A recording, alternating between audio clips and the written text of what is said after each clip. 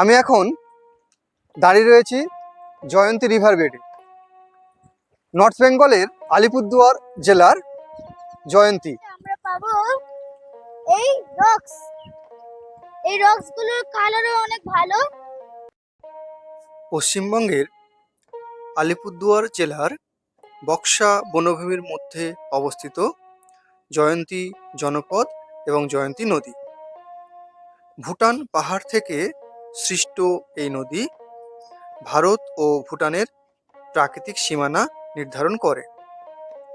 বর্ষা ছাড়া বাকি সময় জয়ন্তী নদী খাতের বেশিরভাগ অংশই শুকনো থাকে।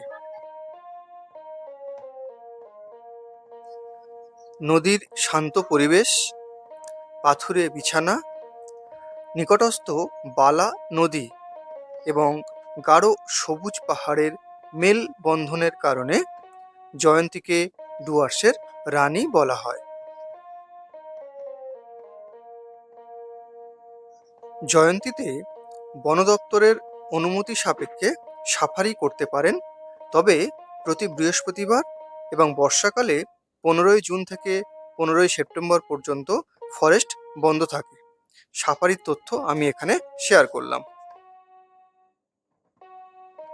আলিপুরদুয়ার জংশন থেকে 15 কিলোমিটার দূরে রাজাভাতখাওয়া।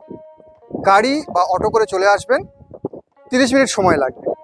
রাজাভাতখাওয়া থেকে জয়ন্তী আসবেন 16 কিলোমিটার, সেটাও প্রায় 30 মিনিট সময় লাগবে। তাহলে 45 মিনিট থেকে 1 ঘন্টা সময়ের মধ্যে পৌঁছে যাবেন আলিপুরদুয়ার থেকে জয়ন্তী রিভার বেড। এখানে হোমস্টে বুক করবেন, 2 দিন থাকবেন, সমস্ত জায়গাগুলো ঘুরে নেবেন। আমার এই ভিডিওতে জয়ন্তীর যে বিভিন্ন স্পট আছে সেই স্পটগুলো আমি উল্লেখ করব, আপনারা স্পটগুলো দেখবেন। আপাতত জয়ন্তী নদী, জয়ন্তী পাহাড় আর পরন্ত বিকেল এটা উপভোগ করুন।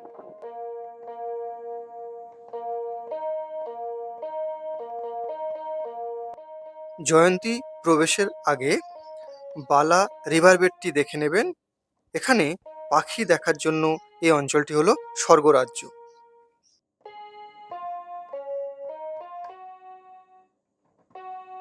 দুটো পিলার দেখতে পাচ্ছেন, এখান থেকে কিন্তু ইংরেজ আমলে ট্রেনের লাইন ছিল। আর এই জয়ন্তী নদীর উপর থেকে একসময় ডলোমাইট খনি আছে, ডলোমাইট খনি থেকে ট্রেনে করে ডলোমাইট নিয়ে যাওয়া হতো, যার জন্য রেল লাইনটা করা ছিল, কিন্তু এখন সেটা প্রায় ধ্বংসাবশেষ। পিলার দুটো শুধু পড়ে রয়েছে।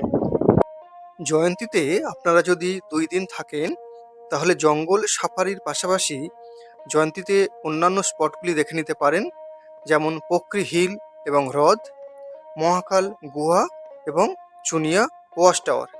এগুলো আপনারা একদিনের মধ্যে ভ্রমণ করে নিতে পারবেন। জয়ন্তীতে বেড়াতে গিয়ে কোথায় থাকবেন?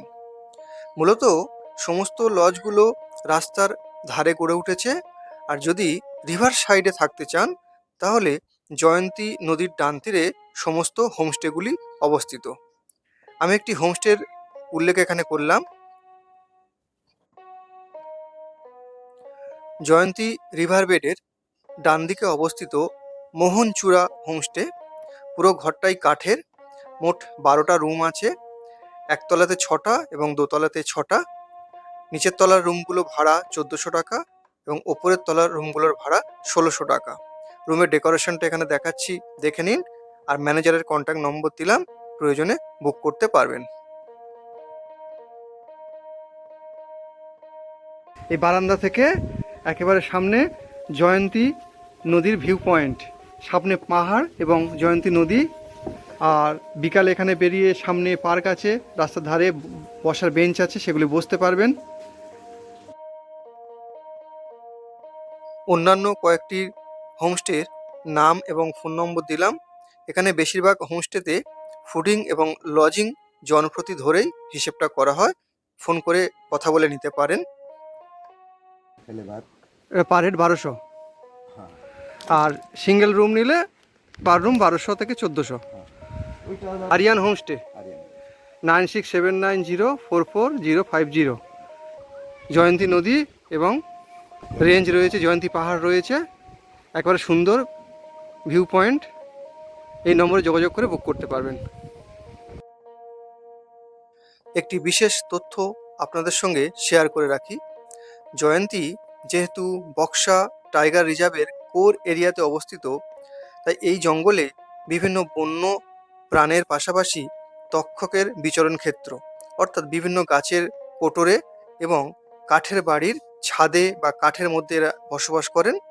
তাই জয়ন্তী রিভার বেডের যে হোমস্টেগুলো রয়েছে, ওই হোমস্টেতে পাড়া রয়েছে, পাড়ার বিভিন্ন গাছে এবং হোমস্টের ছাদে মাঝে মধ্যে রাত্রে এনাদের ডাক শুনতে আপনারা পাবেন। কারণ বক্সা, জয়ন্তী, রাজাভাতখাওয়া যেখানেই ভ্রমণ করুন না কেন, বিভিন্ন স্থানে এনাদের ডাক আপনারা শুনতে পাবেন।